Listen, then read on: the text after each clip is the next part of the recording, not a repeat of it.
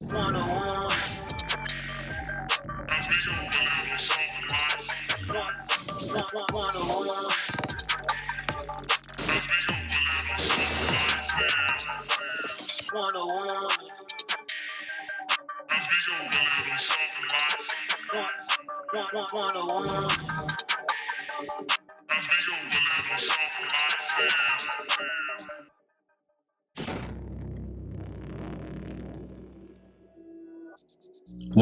Welcome. This is Relationships 101 Podcast, your introduction to a healthy, committed relationship. I'm your host, Sylvester Wilson. And I'm your co-host, Jasmika Wilson. Yes, she is, y'all.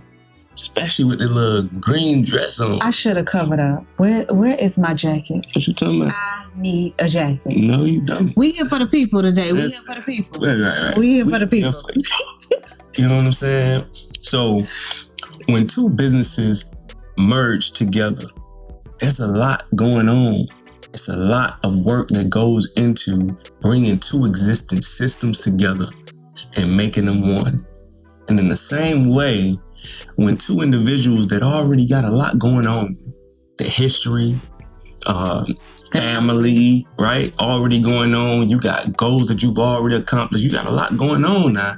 It's already existing and you've already achieved a lot, but y'all bringing that together, blended families, and a lot of other things, right? That you're trying to bring together, merge it together and make it work. It's a lot that goes into that. So that's what we're going to talk about today. Let's talk about it. And we're in a time where people are buying businesses. Like they going on that website and they're looking at established businesses and they are buying it. So we could apply that to relationships too. Like when you ain't buy me, but you kind of like won me over. Mm-hmm. But when you did your due diligence, you bought me over. But I came already with my history from a prior relationship. Yeah. So let's get into it. How can we successfully merge two individuals? Like you say, that's already established and sometimes we don't be established, but we got some stuff. We can call it established. It's definitely some things. It's enough done happened. Beliefs from the past to where, hey, it's there. You know what I'm saying? Mm-hmm. Ain't nothing you can change about it. I feel like getting into that type of thing, dating is very important. Okay. Because when you start that, what do we call that? Due diligence. The due diligence part. But I think before that though, mentorship come into play. For us, we didn't do anything like when we started with. It wasn't a business, but kind of it was already established. When we purchased our first investment property, we got a mentor.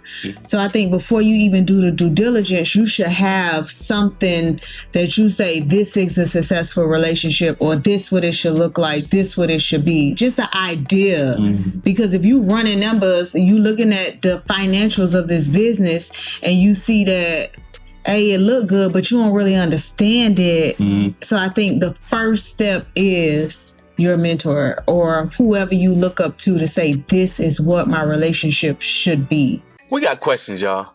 Are you married to your best friend? Are you married to your business partner? If so, head on over to relationships101podcast.com.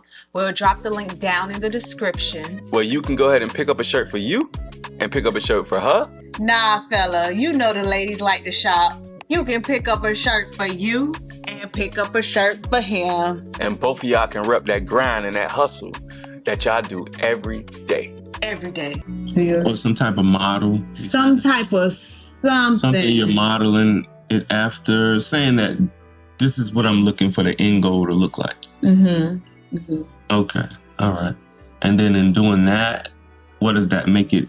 A little easier, or what? How do you feel that adds to? I feel like it equip you, like just having somebody that you can go to and be like, I'm thinking about. I ain't gonna say buy you. Kind of sound like but I'm thinking about merging with this person. This what he got. This what he do. Right. This what he bring to the table. This is his personality. This is his belief. what do you feel about this? Like the Bible tells us it's safety in the counsel, in the counsel of wise people. Yeah. So I feel like if you bring it to somebody that honors marriage, I think they can look at it and be like, oh, it might be pretty good. Yeah. Or it might be bad. Well, so you don't never bring it to nobody. Definitely. And you just make the investment and buy the business and you're trying to sell it next year. Right. In that due diligence part, I feel like those questions too. So dating and getting those hard questions answered that you may not want to ask somebody. I agree now. We talked about this before on another episode about how every question ain't for every time. Like, let's be wise about it, right? You got some first date questions that are appropriate, right? Breaking the ice.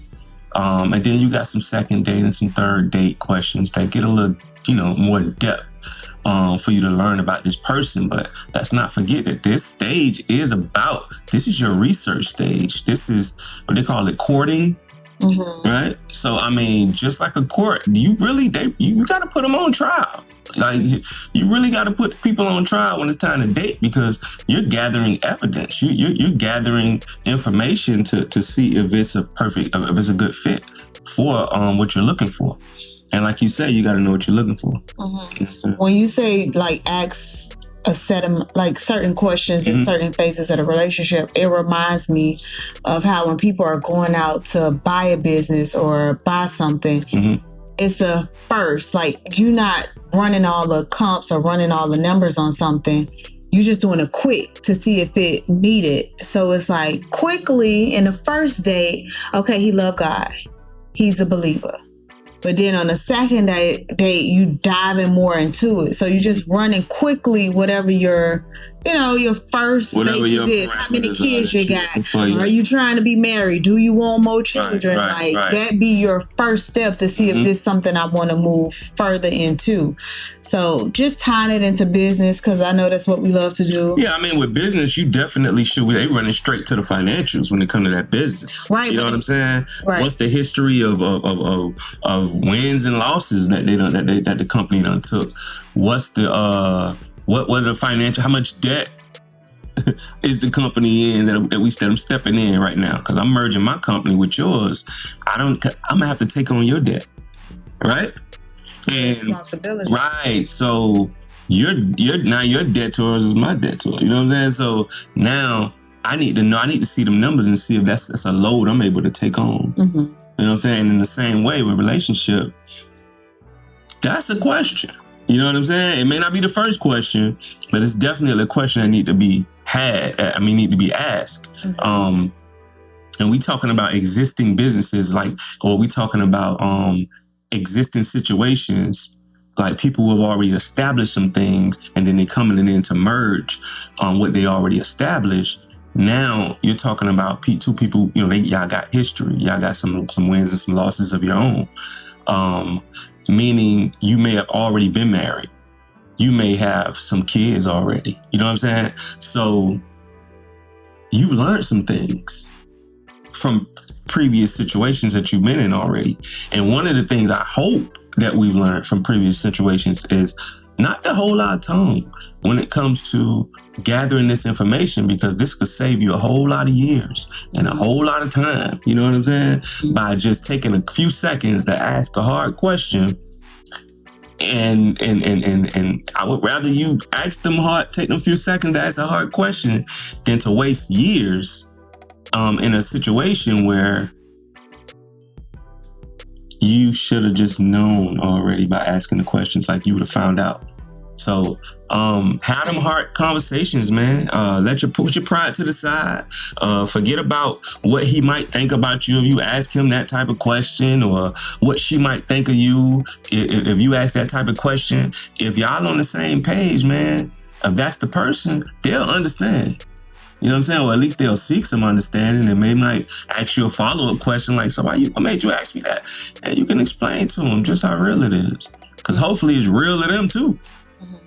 What you saying that out was, you pointed out pride. I also wanted to add on rejection. Like, I think people fear being rejected. Like when you're purchasing a business or something, you might don't ask the hard questions because you don't want your deal or whatever. You don't want to ask the hard questions because you don't want them to turn away from the deal because you want it so badly. Right. So I think people reject asking tough questions too, because it's like, what if this man run away from me because of my questions that I'm asking? So and I just feel like if he rejects you all stuff that's important to you, you probably do need to be rejected. We live in a time now where they say rejection is a form of protection. So maybe your tough questions is protecting you from something that will later happen down the line. Yeah. So ask those questions. Because like we said earlier, you are coming into history. Like, this person got their beliefs, they got their ways, they got their system, they got their family culture. So it's like, can I fit into this, or can we mold it into something that looks totally different? I like that. What you say? Rejection is a form of protection, and I like to add to that, and it's a form of direction, right? It's gonna redirect you. Like, take that. Don't run from that, because that's your indication. Like, let's keep it moving, right? I remember my job. They were thinking about partnering with this other nonprofit, and during the time of their due diligence period, the CEO from that company, she came into all of our events. Like, she was at the staff meeting, the company parties. And I was like, why does this lady keep coming to the events? And he was like, oh, they're thinking about partnering. She's just trying to see like what's the culture, how we move, because she's passionate about her workers that's already established there. So she want to make sure that, the transition is smooth and well. I don't know what happened, but in that due diligence period, in the end, they decided not right now. We're not going to merge. But it opened up my eyes that people just want to buy blindly or merge blindly. But it's like, what are your beliefs? What do you stand for? What is your culture? What me partnering with you gonna do to better me? Because at the end of the day, that's what it's about, the betterment of myself. Exactly. Like, what it's gonna do. So just a story. No, definitely. Good story. You definitely want to make sure that any potential red flags, you're not overlooking them. So let's have that conversation. Let's see. Shoot, go to the family little functions with them. Go get around them enough to see how they interact with their children. If they have children in there, you want to see what's their parenting style. Like, forget. I mean, I hear what they tell you, but you also want to be able to see that for yourself. You don't want the first time you seeing that to be around your kids.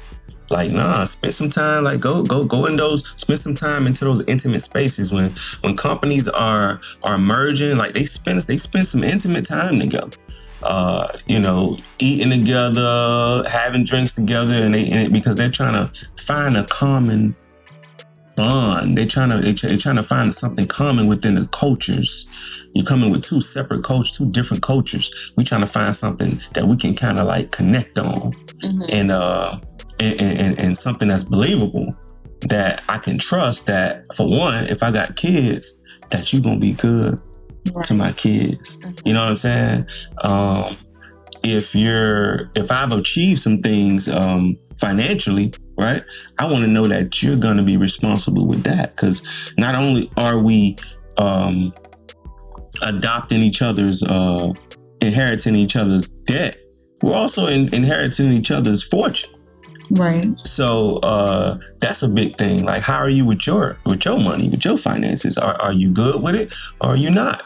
And it also says a lot about if we move forward, like, what roles, right? What roles? Who will be playing what roles? If you ain't good with your finances, but that ain't saying that that may not be a deal breaker, but it just means that we'll handle that. Okay. A lot of times when businesses they merge, one business may buy another business. People might think that, such and such, this company bought this company out. A lot of times, that big company that buys that smaller company, they really keep the staff, right? Mm-hmm. A lot of times, those big companies, they'll buy a smaller company and keep all the staff, keep everything that has to do with the system of that company, because what they're really buying is the system. I see you got a system that actually works, and I can see value in that, right? You're good with finances, you're good with children, whatever it is, right?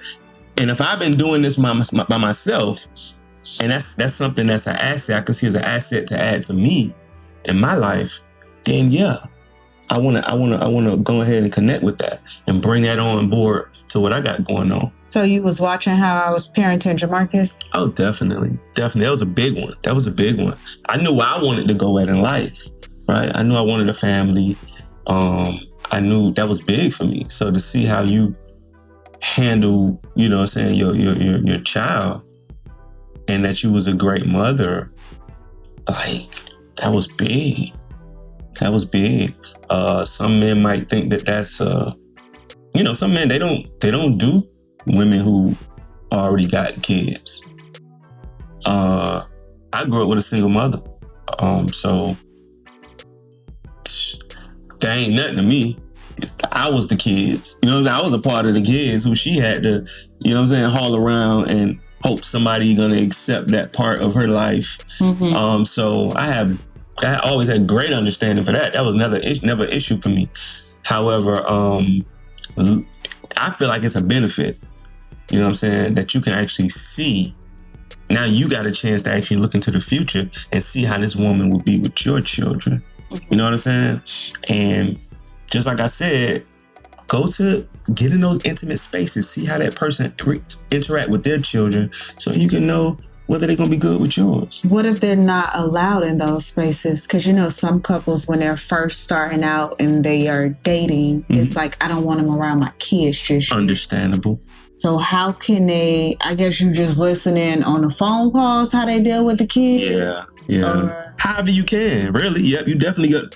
If that's the case, then yeah, you're limited to just listening to how they handle things on the phone and asking them questions too. You know what I'm saying?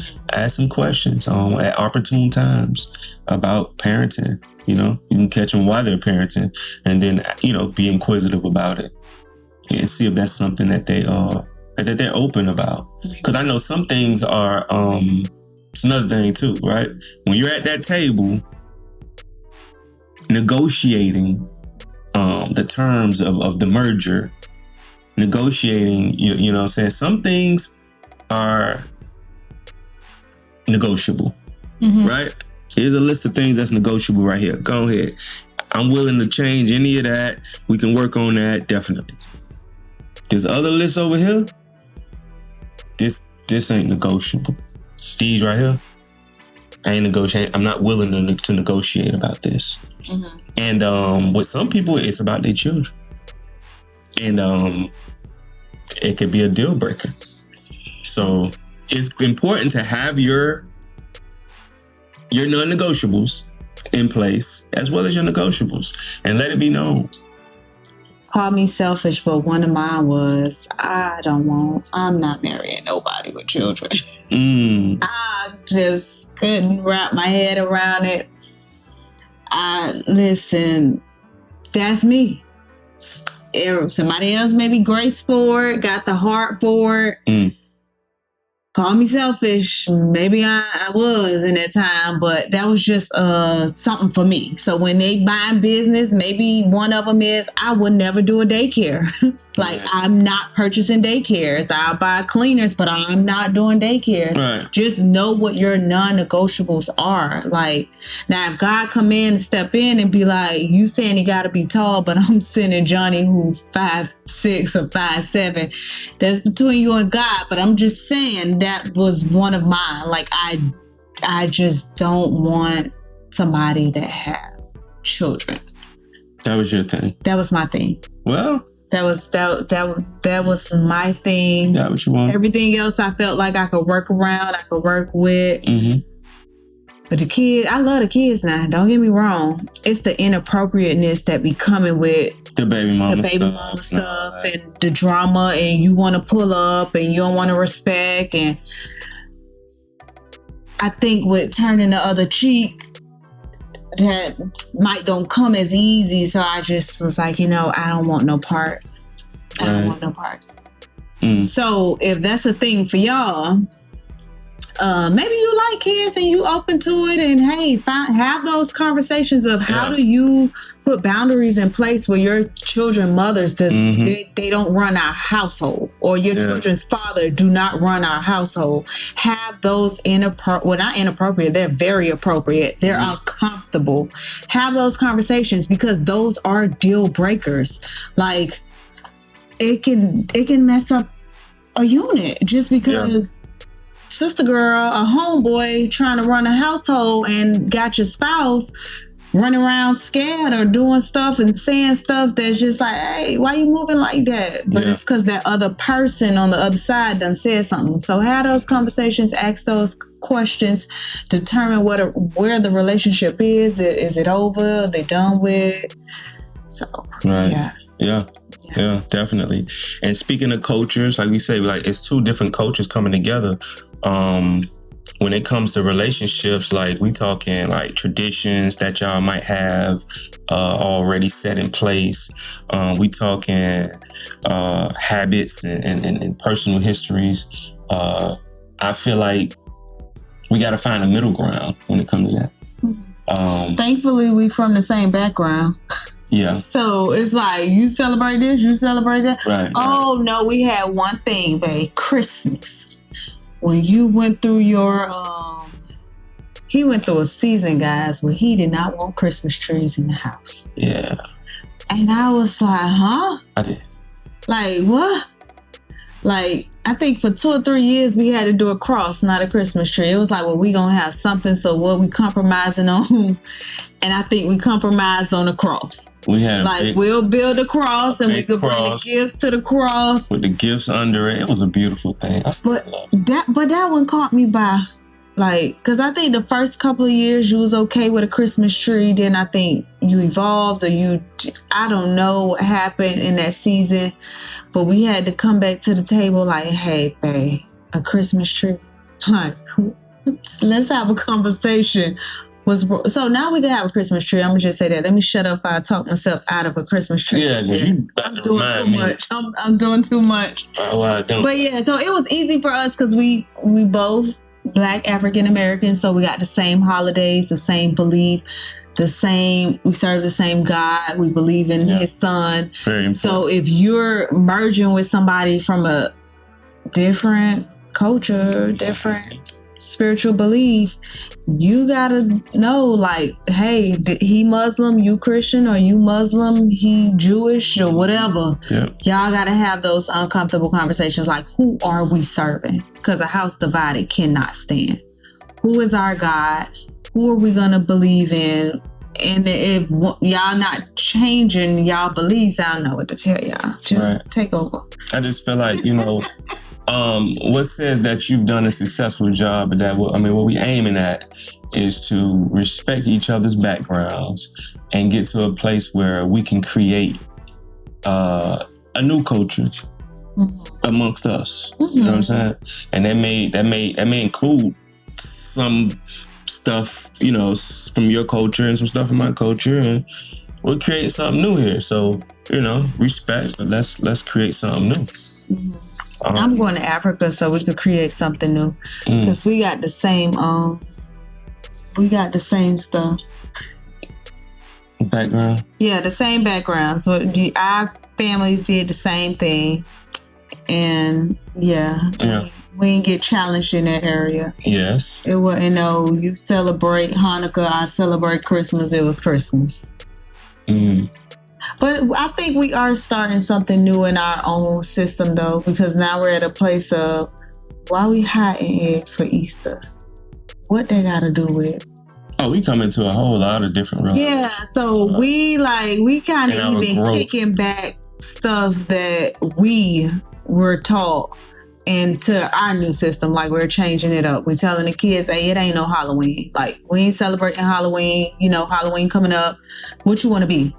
Who you want to be? And that day, act in that role. If kids around you are celebrating Halloween and they dressing up as this, who do you want to be?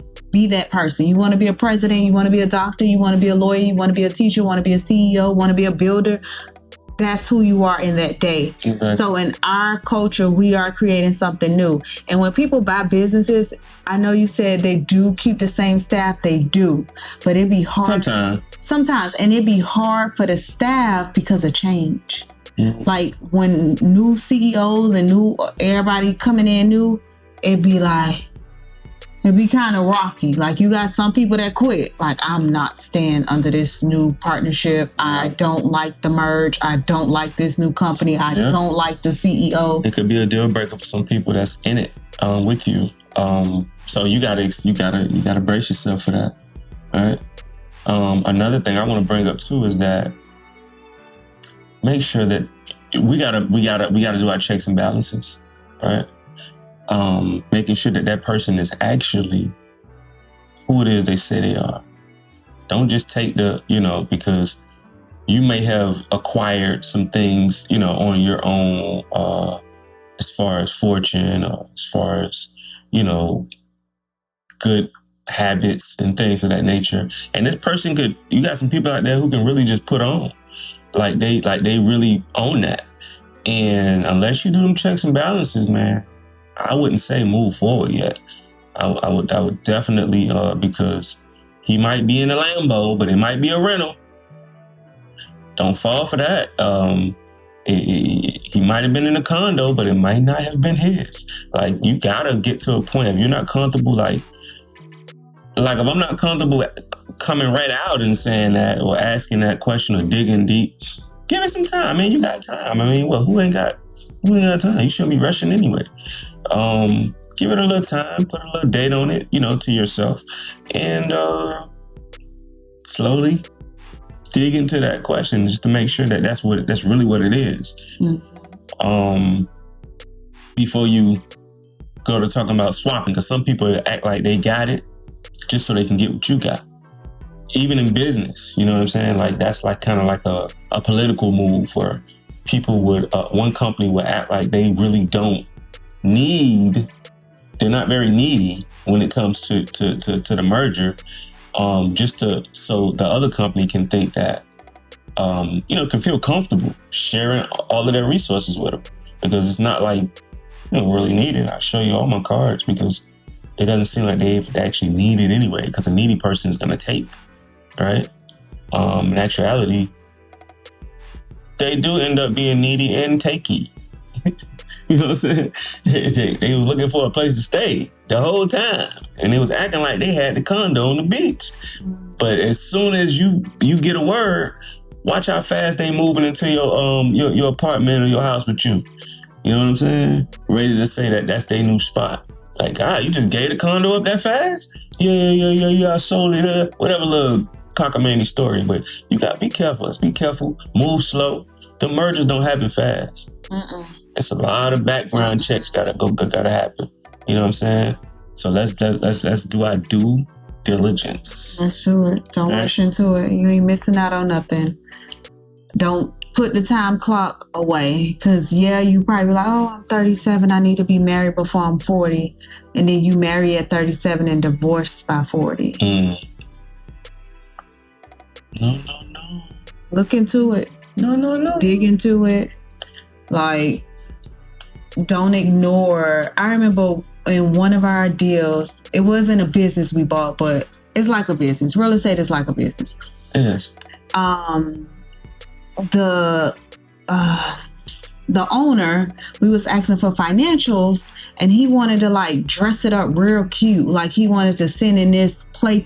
Oh, this person give money, this person give money. But on the paper, it's looking like it don't look legit. So we asked for something else, and based on that second thing, it was like, this company ain't making no real money.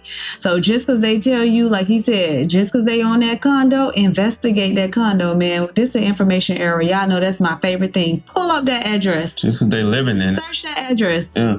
See who own it. Call up a friend. Hey, you heard of so-and-so? Look up that. Do what you gotta do, man. Do what you gotta do. Y'all get what I'm saying. Put your team on it. Put in the work, because y'all, marriage is real. Like when we sign our name on that contract, that governmental paper contract, it is real. It's in effect. Like he said, his debt is my debt. Them debt collectors, they gonna look for me. You the wife of Sylvester Wilson, right? Nah, I ain't the wife. According to the papers, you are. Pay this debt. Exactly. So it's like, do the work. Stop trying to get married quick. Stop trying to rush the process. Answer the questions. Buy the right business. It's an investment. Mm-hmm. It can make you or break you. Definitely. Like us being married 15 years, I think the both of us can proudly say, like, we advanced one another. Mm. Like, we ain't pulled down, we ain't withhold, we ain't destroyed each other's life. We pulled each other up. Yeah. And that's what buying a business should do. It should pull you up. So. And I would also say that, you know, if you're after that merger, if you decide that merger is going to happen and y'all do it, right? Even if it's blended families, if it's, you know what I'm saying, blended bank accounts now, right? Let that be. Like, let it just be that. Don't agree to it, but you still kind of reneging on what this person has access to. It's like, no, full access is full access. Like, we partners. It's, you don't. You know, you can't be looking at how much I just took out of that, what I'm spending. Like, first of all, that's a conversation to be had. And you should already know what I'm doing, right? And I should already know what you're doing when it comes to that. There's a lot of back and forth communication going on, making sure that we're transparent, you know what I'm saying, and clear on everything before any move is being made anyway, whether it's money, whether it's children.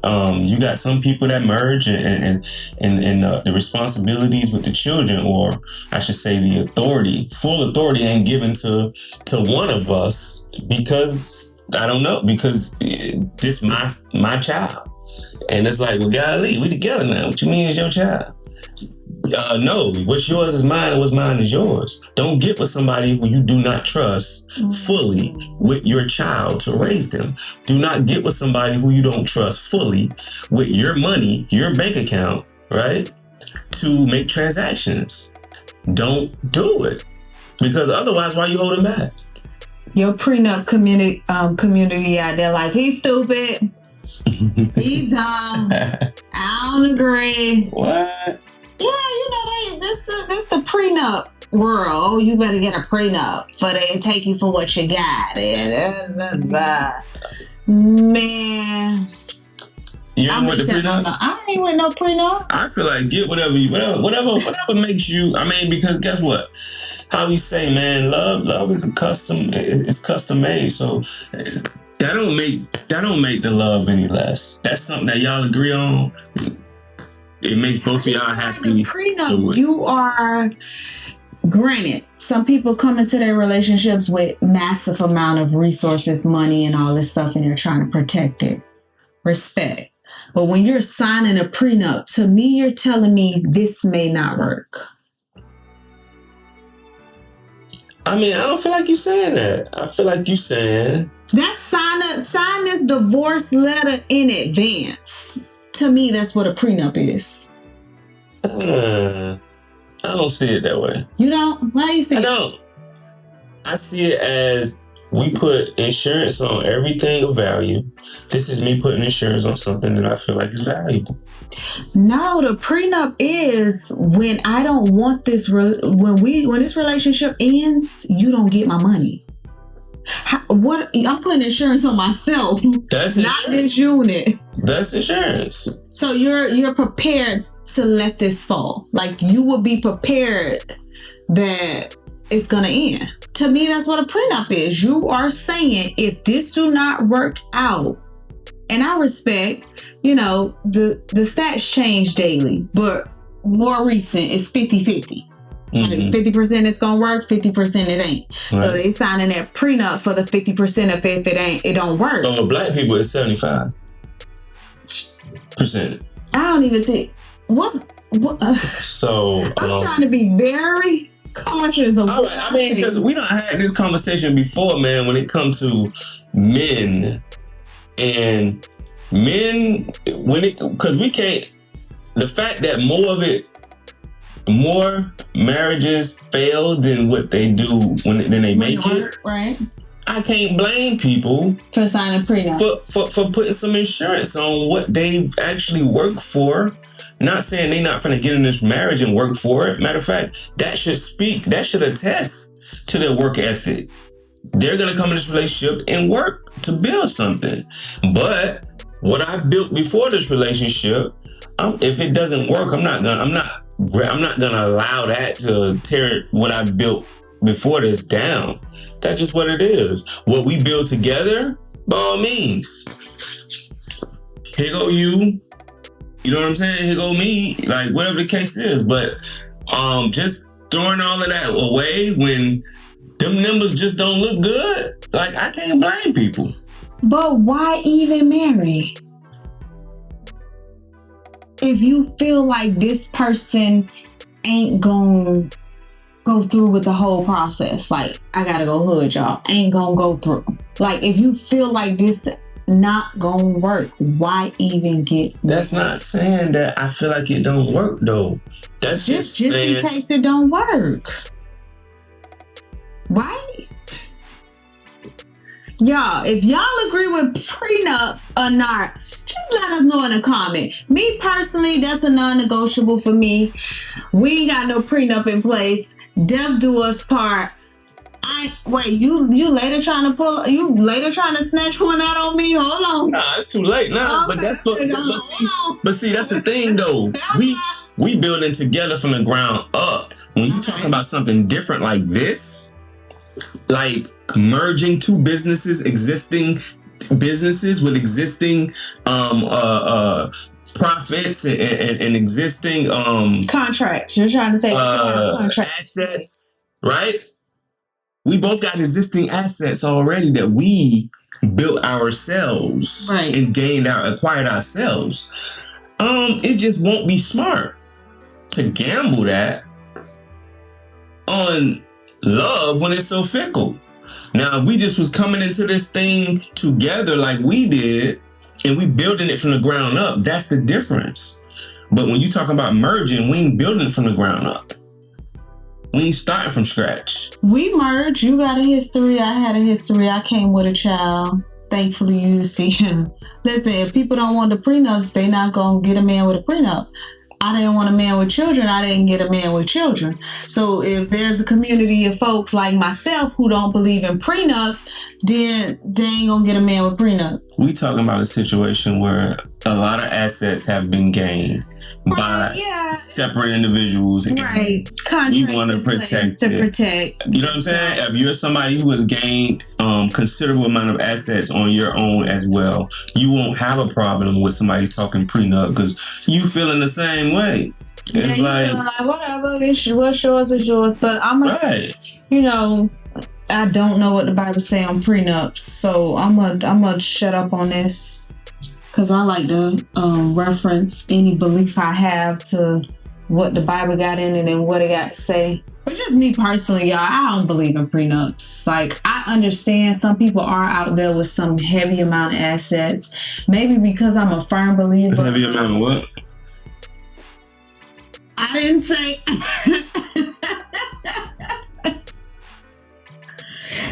There's some people out there with a heavy amount of assets. So I get it. Like, I guess they want to protect it, put contracts in place that this person don't come, destroy, leave. Because it is some people that's out there dating with intention to divorce.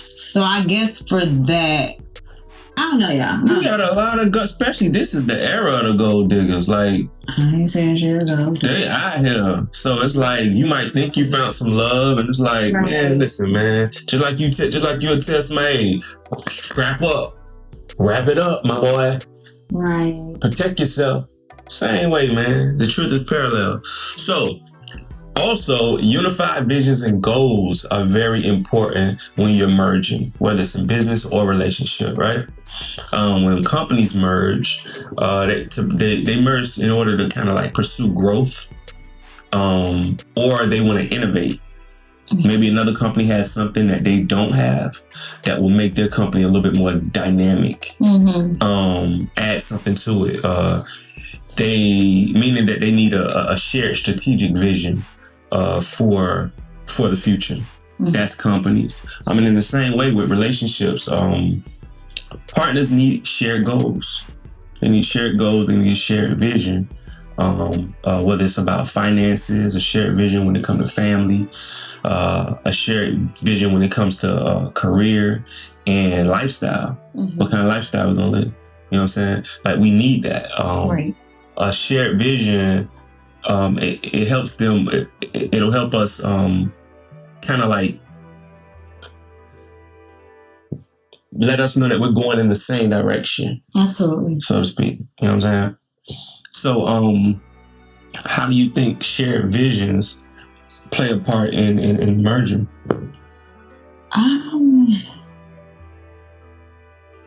It helps establish what our end goal is. Right. So it's like, if you want to be this, I want to be that. We're sharing it. I'm able to help you on your journey. Right. You're able to help me on my journey, so that we can maximize this.